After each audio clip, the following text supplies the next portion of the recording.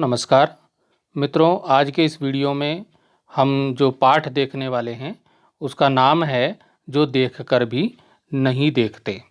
मित्रों, यह पाठ कक्षा 6 हिंदी की पुस्तक वसंत से लिया गया है। पाठ 11 है।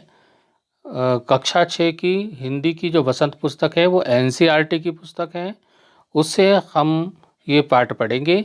मित्रों, ये जो पाठ है ये लेखिका हेलन केलर ने लिखा है और हेलन केलर जो है बचपन में ही एक बीमारी से ग्रसित हो गई थी, जिस बीमारी से उनकी देखने और सुनने की क्षमता खो दी थी उन्होंने। तो वो देख नहीं सकती थी, छूकर चीज़ों को जानने की कोशिश करती थी, लेकिन उसने हिम्मत नहीं हारी। देखने और सुनने की क्षमता खो देने के बाद भी उसने बहुत कुछ साहित्य में लिखा। उसी उनकी पुस्तक का ये हिंदी अनुवाद से लिया गया है ये पाठ। तो लेखिका कहती हैं, आइए पाठ में क्या कह रही हैं लेखिका उसको हम देखते हैं। कभी कभी मैं अपने मित्रों की परीक्षा लेती हूँ। लेखिका हेलन केलर कहती है कि कभी कभी मैं अपने मित्रों की परीक्षा लेती हूँ, यह परखने के लिए कि वह क्या देखते हैं। मतलब हेलन केलर कहती है कि मेरे सभी मित्रों के पास आँखें हैं, तो मैं उनकी परीक्षा लेती रहती हूँ कि वो आँखें वाले होकर के, जिनके पास आँखें हैं, देखने सुनने की क्षमता है, जो देख भी सकते हैं सुन भी सकते हैं, तो वो क्या क्या देखते हैं मैं ये जानने की कोशिश करती हूँ, उनकी परीक्षा लेती हूँ। हाल ही में मेरी एक प्रिय मित्र जंगल की सैर करने के बाद वापस लौटी। लेखिका बताती हैं कि जब मेरी मित्र एक दिन जंगल की सैर करने के बाद, जंगल में घूमने के बाद वापस लौटी, तो मैंने उनसे पूछा, आपने क्या क्या देखा। मतलब आप जंगल में गई, आपने जंगल की सैर करी, तो वहाँ पे आपने क्या क्या देखा। तो उसका जवाब था कुछ खास तो नहीं। उसने बोला कुछ खास तो नहीं। तो उनका जवाब था, मुझे बहुत आश्चर्य नहीं हुआ। लेखिका कहती है इसमें मुझे बहुत आश्चर्य नहीं हुआ, क्योंकि मैं अब इस तरह के उत्तरों की आदी हो चुकी हूँ। मुझे आदत बन चुकी है ऐसे उत्तर ही, जो आंखें वाले लोग हैं, जो आंखों से सब कुछ देख सकते हैं, वो ऐसा जवाब देते हैं, ऐसा मैं सुनने की आदी हो गई हूँ, मुझे आदत सी हो गई है। मेरा विश्वास है कि जिन लोगों की आंखें होती हैं वे बहुत कम देखते हैं। मतलब जिनके पास आंखें हैं और वो बहुत सारी दुनिया देखते हैं, लेकिन उसके बाद भी वो कम देखते हैं, ये लेखिका मानती है। क्योंकि वो जो ईश्वर प्रदत्त उनको आंखें हैं, उन आँखों का सही इस्तेमाल नहीं करते हैं, प्रयोग नहीं करते हैं। वो देखकर भी कुछ चीज़ों को अनदेखा कर देते हैं। लेखिका कहती है, क्या यह संभव है कि भला कोई जंगल में घंटा भर घूमे और फिर भी कोई विशेष चीज ना देखे। जैसे कि उनकी मित्र ने कहा कि कुछ खास नहीं देखा, तो क्या यह संभव है। लेखिका मन में सोचती है, क्या यह संभव है कि कोई जंगल में घंटा घूमे और फिर भी कोई विशेष चीज ना देखे। मुझे लेखिका कहती है कि मैं अपने बारे में कहती है कि मुझे जिसे कुछ भी दिखाई नहीं देता, मुझे मेरी आंखें चली गई तो मुझे कुछ भी नहीं दिखाई देता, सैकड़ों रोचक चीज़ें मिलती हैं जिन्हें मैं छूकर पहचान लेती हूँ।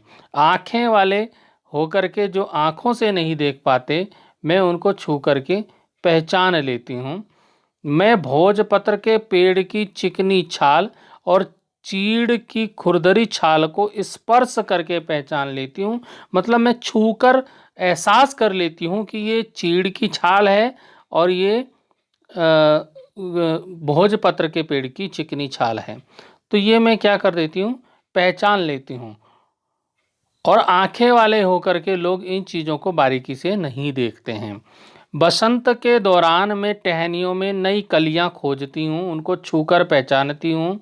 मुझे फूलों की पंखुड़ियों की मखमली सतह छूने और उनकी घुमावदार बनावट महसूस करने में अपार आनंद मिलता है। मतलब बहुत खुशी मिलती है, मैं छू करके उनको पहचानती हूँ तो मुझे बहुत आनंद मिलता है। इस दौरान मुझे प्रकृति के जादू का कुछ एहसास होता है, ऐसा लगता है जैसे प्रकृति में जादू है। कभी जब मैं खुशनसीब होती हूँ, कभी कभी मेरी खुशनसीबी होती है, तो टहनी पर हाथ रखते ही किसी चिड़िया के मधुर स्वर कानों में गूंजने लगते हैं। लेखिका कहती हैं कि कभी कभी ये मेरी खुशनसीबी होती है, मेरी किस्मत होती है कि मैं जैसे टहनी पर हाथ रखती हूँ तो किसी चिड़िया के मधुर स्वर कानों में गूंजने लगते हैं। अपनी अंगुलियों के बीच झरने के पानी को बहते हुए महसूस कर मैं आनंदित हो उठती हूँ। जब मैं झरने में जब जो पानी का जो झरना है उस पर मैं अपने हाथ को रखती हूँ, हथेली को रखती हूँ, तो उंगलियों के बीच से पानी बहता हुआ मैं महसूस करती हूँ। देख तो नहीं सकती हूँ, लेकिन मैं उसको महसूस कर सकती हूँ। मुझे चीड़ की फैली पत्तियाँ या घास का मैदान किसी भी महंगे कालीन से अधिक प्रिय लगता है। जो चीड़ की फैली हुई पत्तियाँ और जो घास का हरा भरा मैदान है, वो किसी महंगे कालीन, दरी बिछा दो, कालीन बिछा दो, उससे भी अधिक प्रिय मुझे वो घास लगता है और वो पत्तियाँ लगती हैं। बदलते हुए मौसम का समा मेरे जीवन में एक नया रंग और खुशियाँ भर देता है। जैसे जैसे मौसम बदलता है तो मेरे जीवन में नया रंग और खुशियाँ भर देता है। कभी कभी मेरा दिल इन सब चीज़ों को देखने के लिए मचल उठता है। लेखिका कहती है कभी कभी तो मेरा मन करता है कि मैं इनको देखूं, लेकिन मैं देख नहीं सकती क्योंकि मेरी आंखें नहीं हैं। लेकिन फिर भी मैं इनको छू करके महसूस करती हूँ। अगर मुझे इन चीज़ों को सिर्फ छूने भर से इतनी खुशी मिलती है, तो इनकी सुंदरता देखकर तो मेरा मन मुग्ध ही हो जाएगा। तो लेखिका कहती है कि अगर जैसे मुझे छूने से ही इन चीज़ों को खुशी मिल जाती है, तो यदि मैं इनको देख लूँगी तो मेरा मन तो मुग्ध हो जाएगा। लेकिन लेखिका कहती है मेरे पास आंखें नहीं हैं, और जिनके पास आंखें हैं वो उनकी आंखों की अपनी आंखों से उन चीज़ों को नहीं देखते हैं, बहुत कम देखते हैं, अर्थात वो अपने आंखों की कद्र भी नहीं करते हैं। परंतु जिन लोगों की आंखें हैं वे सचमुच बहुत कम देखते हैं। इस दुनिया के अलग अलग सुंदर रंग उनकी संवेदना को नहीं छूते। मनुष्य अपनी क्षमताओं की भी कभी कदर नहीं करता। उसके पास क्षमता है, ईश्वर ने उसको सुनने के लिए कान दिए हैं, देखने के लिए आंखें दी हैं, सूंघने के लिए नाक दी है, हमारे पास ज्ञानेंद्रियां हैं, लेकिन हमारे पास जो क्षमताएं हैं हम उनकी कदर नहीं करते, हम उनकी इज्जत नहीं करते, सम्मान नहीं करते। वह हमेशा उस चीज़ की आस लगाए रहता है जो उसके पास नहीं है। मनुष्य का हमेशा यही रहता है कि उस जो उसके पास चीज़ें नहीं होती उनकी वो इच्छा करता है, और जो उसके पास है उनकी वो कद्र नहीं करता है। यह कितने दुख की बात है कि दृष्टि के आशीर्वाद को लोग एक साधारण सी चीज समझते हैं। देखो, लेखिका की आंखें नहीं हैं तो आंखों की कीमत को समझ रही है, समझ चुकी है कि आंखें कितनी मूल्यवान हैं, अमूल्य हैं। लेकिन जिनके पास आंखें हैं तो ये बड़ी दुख की बात है कि दृष्टि का आशीर्वाद होने के बाद भी लोग एक साधारण सी चीज उसको समझते हैं, आंखों को, जबकि इस नियामत से जिंदगी को खुशियों के इंद्रधनुषी रंगों से हरा भरा किया जा सकता है। हमें जो ये ईश्वर प्रदत्त जो आंखें मिली हैं, इन आंखों से अ, हम क्या कर सकते हैं, खुशियों के इंद्रधनुषी रंगों से इनको हरा भरा कर सकते हैं। हम अच्छी चीज़ें देख सकते हैं, हर चीज़ को बारीकी से देख सकते हैं। तो ये था, इसकी लेखिका जो है वो है हेलन केलर। यहाँ पे दिया है हेलन केलर। अब हेलन केलर के बारे में थोड़ा जान लेते हैं। हेलन केलर आखिर कौन है, ये लेखिका कहाँ की रहने वाली हैं। तो लेखिका के बारे में ये पाठ के अंत में थोड़ा इनका परिचय दिया हुआ है, तो इसको आप देखिए। हेलन केलर कौन थी? हेलन केलर 1880 से 1968 तक अमेरिका में एक ऐसा नाम है जो घोर अंधकार के बीच भी रोशनी देता रहा। इनका जो समय है वो 1880 से 1968 के बीच का है और अमेरिका की ये लेखिका हैं। कल्पना करो कि जो ना सुन सकता हो ना देख सकता हो, फिर भी वह लिखना, पढ़ना और बोलना सीख ले, भरपूर आशा आकांक्षा के साथ जीवन जीने लगे और उसके योगदान दुनिया के लिए यादगार बन जाएं। ऐसी थी हेलन केलर। हेलन केलर भी ऐसी ही थी कि उनके पास देखने और सुनने की क्षमता ना होने के बाद भी उन्होंने लिखना पढ़ना नहीं छोड़ा, बोलना नहीं छोड़ा और लगातार वो लगी रही और एक अपने योगदान उसने दुनिया को दिया जो यादगार बन गया।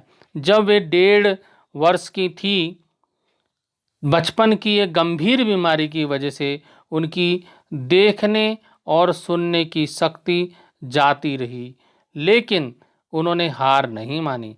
कॉलेज के दिनों में ही प्रकाशित अपनी आत्मकथा स्टोरी ऑफ लाइफ में वे लिखती हैं कि मुझे ये तो याद नहीं कि ऐसा कैसे हुआ, लेकिन ऐसा लगता है कि रात कभी ख़त्म क्यों नहीं होती, क्योंकि जिसकी आंखें नहीं हैं उसके लिए तो दिन है ही नहीं, रात ही ख़त्म नहीं होती, सुबह क्यों नहीं होती।